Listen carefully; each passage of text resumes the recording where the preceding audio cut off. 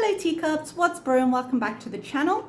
So today we are actually looking at Foodie's live stream, A Good Wholesome Bees, which I feel was a misleading title because it was neither good nor wholesome, but I'm going to move on from it. There was another live right after this with the Cheesecake Factory. I chose not to cover it because there wasn't really anything I felt worthwhile of its own video. The only thing that really stuck out to me as she went over the cat stuff for the millionth time was that at one point she did say, because she is trying to sell the story and gaslight everybody again, that neglect, criminal neglect, requires intent.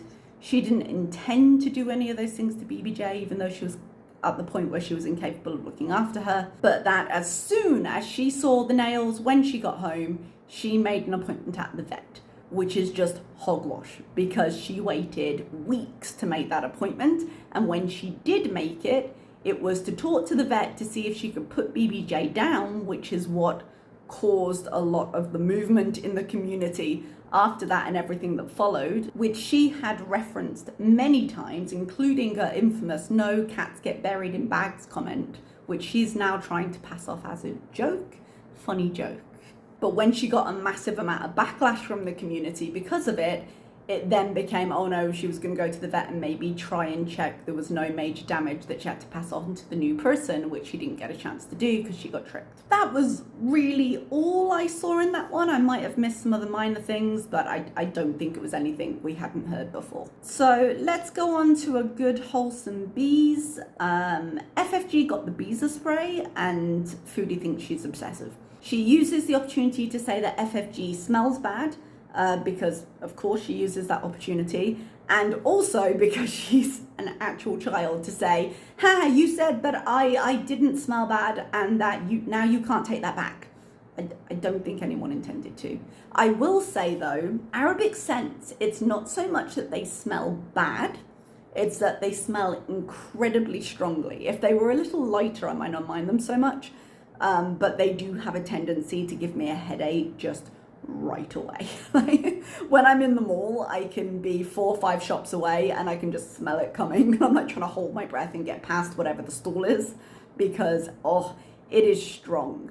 I have walked into supermarket aisles where the perfume smell is so strong that I can actually kind of scent the alcohol behind it. And I've gotten into the aisle and the person isn't even there anymore. They've moved on and just the scent remains. Because what I've seen a lot of Arabic co-workers do is to pull out the perfume or the spray bottle and instead of like spraying into the air and walking through it to kind of mist themselves, have literally like spray the liquid onto their hands and rubbed it like it's some kind of oil or cream. So if her spray smells bad, I have no idea, but I can imagine it is incredibly strong. But one of the reasons I think she's probably a little bit mad that FFG is now saying it smells bad as well as strongly is that there's talk, which probably will come to nothing, that they may end up making like little mini sprays with the sample bottles as merch. And then that will have worldwide shipping in a way the bigger bottles you can't really do. There was some talk of how she'd gotten the spray. And I think Foodie ended up settling on, well, maybe Allah sent it to her, which Allah's been very disappointing as a side character, if I'm completely honest, but I think it's much more likely. Do you remember around the time this all came out and when we found out that the spray was being sold in what looked like the kind of discount stores? There was a girl who bought it and put the pictures up. And that's what caused that. I think it's much more likely, especially with the bottle not quite being full, I think it's much more likely that whoever that person is, they've gotten in touch and they've exchanged the bottle. I think that's probably what's happened here. I can't quite remember how we got to this point, but there's some talk about how much money Salah makes and how well they do financially. And she says he's doing well enough, he bought a new car. I still don't believe he bought that. And I could be wrong, but they changed cars as often as they changed apartments. And so I was assuming lease because leasing is easier for expats than buying is. That doesn't mean he couldn't have bought it because if you remember when she got there, he had a car and that was the conversation with Allah and him selling the car potentially to fund Foodie and all the stuff. But when he sold that car, he made the point, well, I don't want a monthly payment anymore, and I'll just buy a car that doesn't have the monthly payment, which was fairly sensible. So that explained the first 2 cars, but then apparently they wanted something nicer. So I assumed they were leasing because it's easier, but he obviously had the capability of getting a car loan before, so it could be that he's gotten one again. But he's changing cars very quickly, and leasing would explain when they feel like changing what they can do with it. Now, Foodie said she wasn't going to talk about the cats anymore, and then she said she's going to do one more video addressing everything and then move on. I press X to doubt that, but we will see. Based on her next video, it seems like she's moving on from nothing, as indeed it seems she hasn't done for most of her life. But who am I? What do I know? She says that, I think FFG particular, but in general, girl world, I suppose, are the most immature people she's ever met in her life. And this comes from someone who used to fart on camera for laughs. And I'm like, used to? That was 2 days ago. You farted in your kitchen, you cracked the hell up. Used to. Someone mentioned the driving, and she said, for me to drive legally, you'll have to know my status here, and that's not something you're going to know, sorry. Actually, we don't need to know in this case, because there are only 2 options. There's the tourist visa, which means that she would be able to drive on the international permit she can get in Canada, which I do actually believe is what she did. I believe she was driving legally, but I believe she's on a tourist visa, and I've explained many times the reasons why I believe that, and the car thing just reaffirmed those reasons for me. Or she's on the civil ID that she claims to be on, in which case she just filmed herself doing something that is unequivocally illegal, because she cannot get a license, a Kuwaiti license, for 2 years. And once you get a civil ID, you have to get a Kuwaiti license to be able to drive legally. So it doesn't surprise me that she didn't answer that question, because now that everyone's brought it to her attention, she's obviously looked up what she needed to do. And so there's no way for her to answer it. Not answering it is her only option, because no matter which she says, she's going to incriminate herself in some way for some story she's told before. So that makes her not answering kind of an answer, if you know what I mean. The diet meals are now not starting until Friday because of Eid, which is something she could have and should have been aware of at this point. So Eid is not something that comes up quietly. It's advertised everywhere. It's there's always sales on. That's why I got my table, because it was on sale because of Eid. Now, the precise day of Eid isn't always known. They look at the moon, they see when it's going to be visible in different countries, and then they decide the holidays. In Oman, the holiday started on Tuesday and will run until people go back to work on Sunday. It might be a day difference in Kuwait. But she would have known approximately that it was starting at some point this week.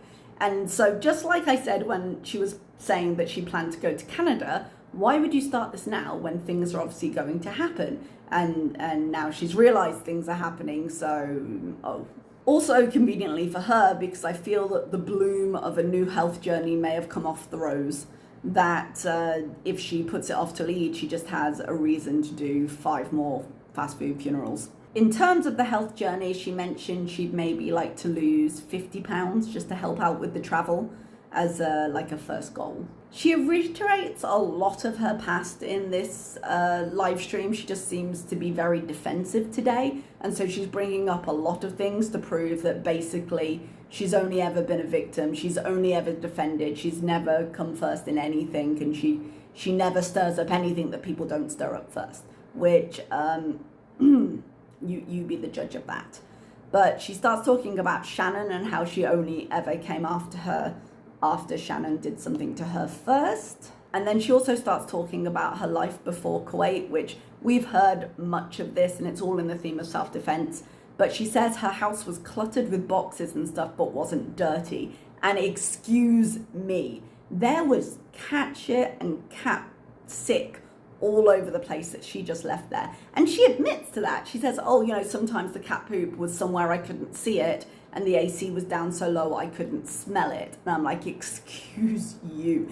Any of you that have had cats in the past, I don't have a pet here, but we've had cats as part of our household at home, and you know when they have done something. I'm sorry, but no. I don't know if the trash in her house was just at a level of smell that she didn't notice it, but absolutely not.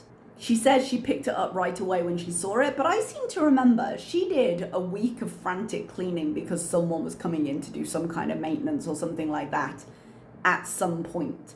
And she specifically talked about mopping the carpet because I found that incredibly strange, and how she'd had to rehydrate certain patches because she hadn't cleaned stuff up, and luckily it appeared to have come up from the carpet, and it all being very disgusting. So there is no way that was clean. This is Miss KFC in the drawer. So this goes on for a little bit, and then it turns to the driving again. She said she didn't show any bad driving in her video, which I think is a better explanation of why she didn't show much of her driving before.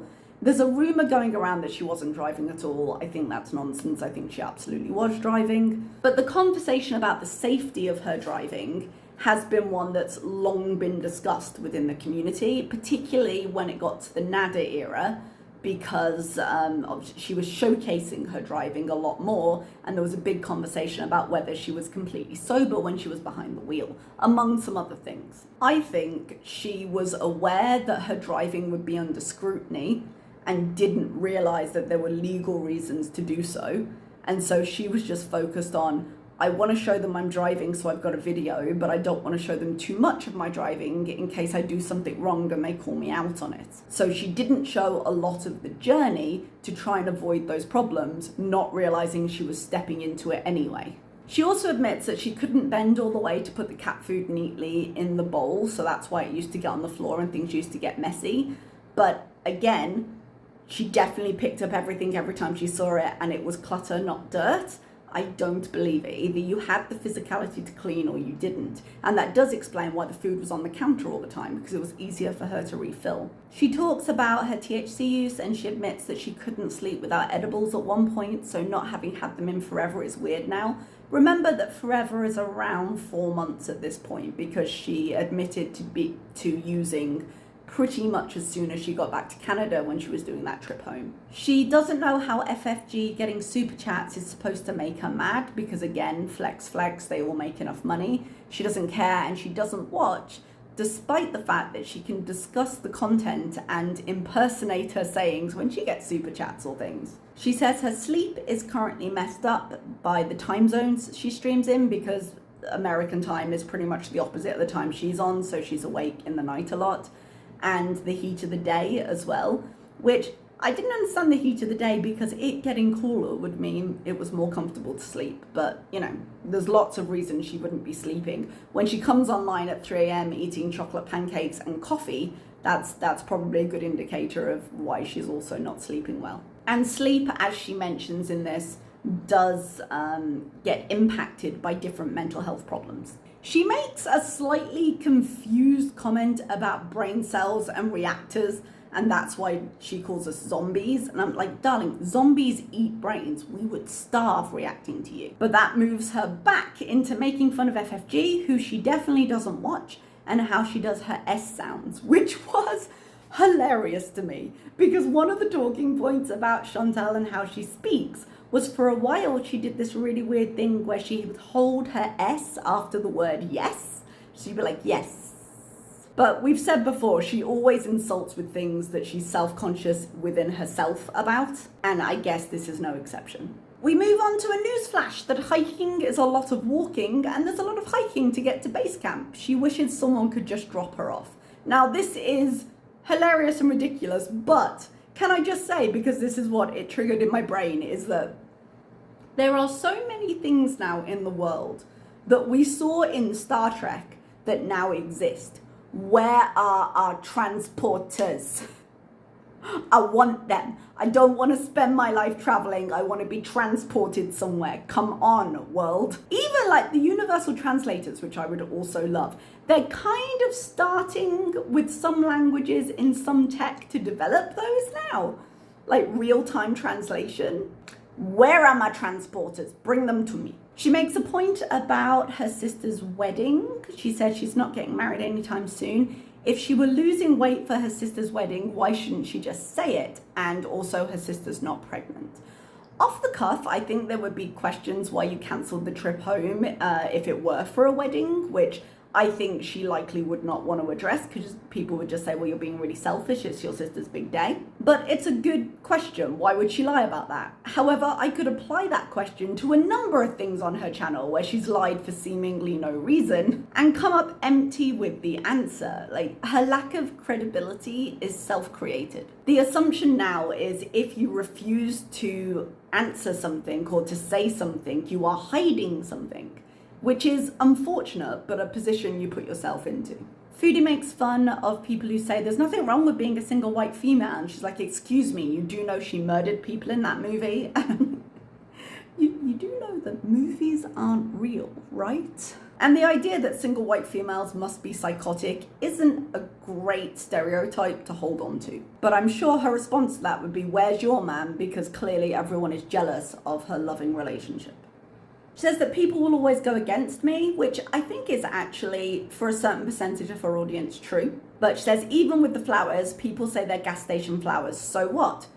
So nothing. I think the conversation is a little bit suspicious that you just got access, legally or not, to a car, and now you're receiving gas station flowers.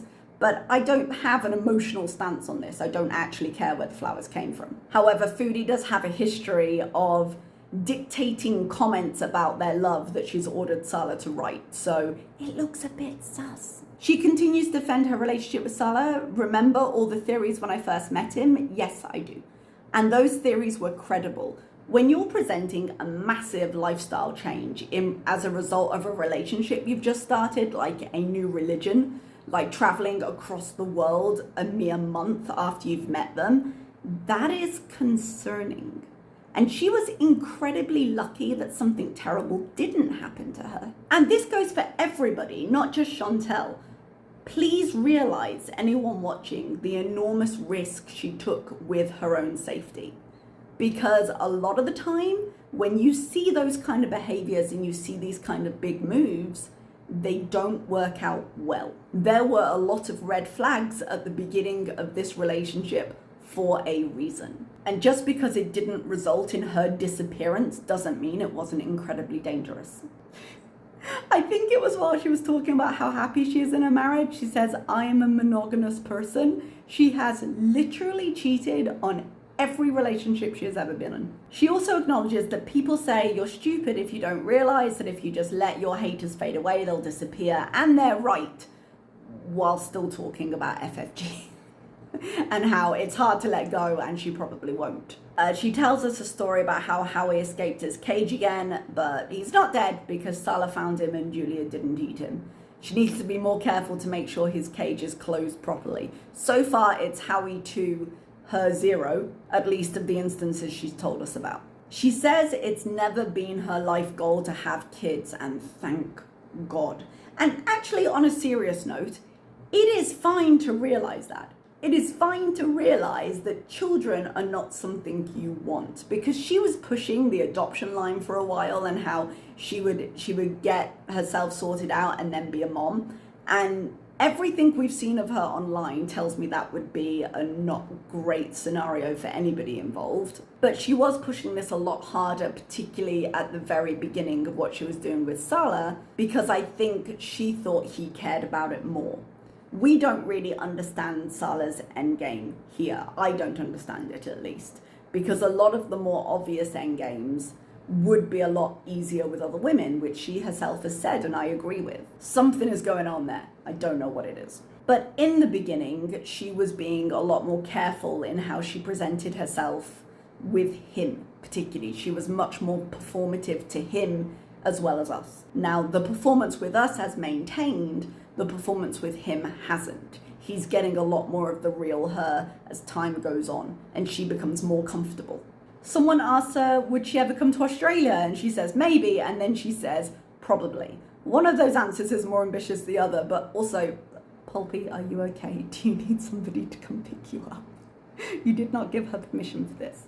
She grabs Howie and makes a show of putting petroleum jelly on his ears, because people were saying there was something wrong with them. She posted a picture on a community post of him in like a hat, and they were like, what's wrong with her ears? So she's showing herself to be a very loving pet owner by putting petroleum jelly on them because they're dry or something. I'm not sure if it's okay to do that to animals, because how he's going to wash himself, right? So isn't he not just going to eat that petroleum jelly? I don't know.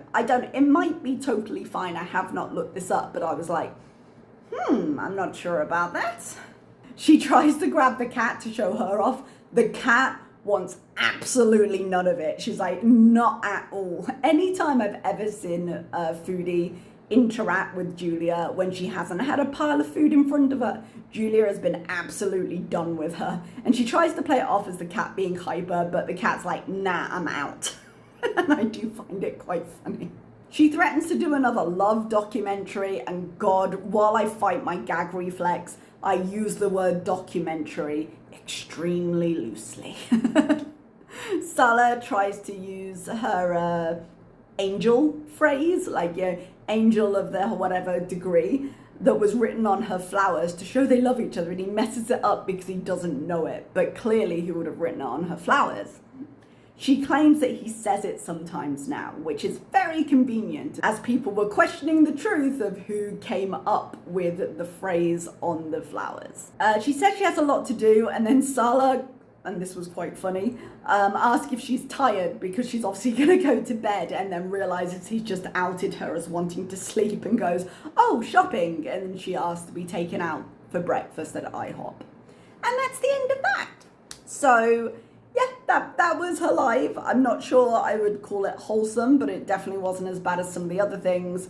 We are never gonna hear the end of the things she considers injustices in her life. This is the woman that 30 years on still holds a grudge against her camp counselor for making her take the elbows off the table. She will never let any of this go, and we are gonna hear about it forever. All right, so buckle up, my friends, but until she comes on again, I will see you next time. Bye-bye.